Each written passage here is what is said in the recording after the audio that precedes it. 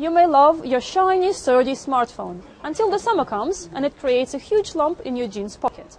Well, imagine if your phone looked like this, as thin and flexible as a piece of paper. You'd be able to bend it, roll it, even drop it without creating much damage.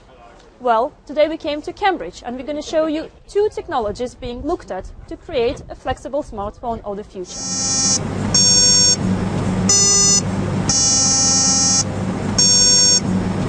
So the keys of this piano here are made of graphene printed on a transparent piece of plastic, and this could be a first step towards creating a fully flexible smartphone of the future.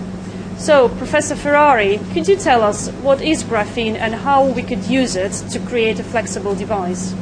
Graphene is a monolayer of carbon atoms arranged in a chicken wire, and is the thinnest material existing. It is truly a two-dimensional material, and it has two very important properties that can be used for flexible and transparent devices.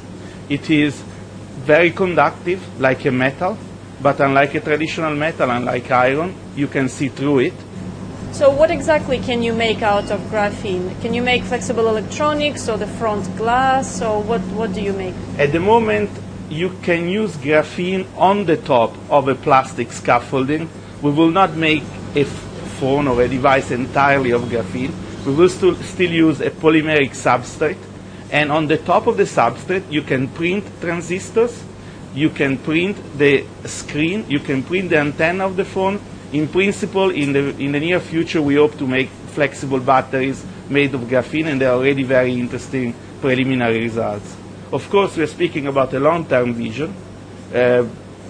Companies such as Samsung and Nokia are working hard on this, but we don't know exactly the timeline when the device will be on the market. Our vision is to integrate flexible and plastic electronics, the research done to date, with graphene, the functionalities enabled of graphene, to get a better, smarter, and more flexible device. And now we've come to a company also here in Cambridge that uses a completely different approach to flexible displays. It's called Plastic Logic. Hi, Michael. Could you explain your technology to us, please? Our core technology is a electrophoretic e-ink based display. You can see an example of it here. And what we do that's special is that we take the optical component of the display, which is already flexible, and we add a flexible set of electronics, backplane technology. And that allows us to build up a flexible, fully flexible display technology. What are the different possibilities for the consumer using this technology? Taking advantage of the lightweight and robust nature of our display technology, you can make very large e-reader type products and even tile displays together. A second application would be a smartphone, and so we can make our display smaller specifically for that type of application. And finally, you can use it for a conformal type of application. For example, a wristwatch, which is completely wrapped around your arm and has all the information that is on your smartphone. So if a customer goes to a store and wants to buy a fully flexible smartphone, is a smartphone made with your e-ink technology, your Plastic Logic technology, going to be appealing to them, and why?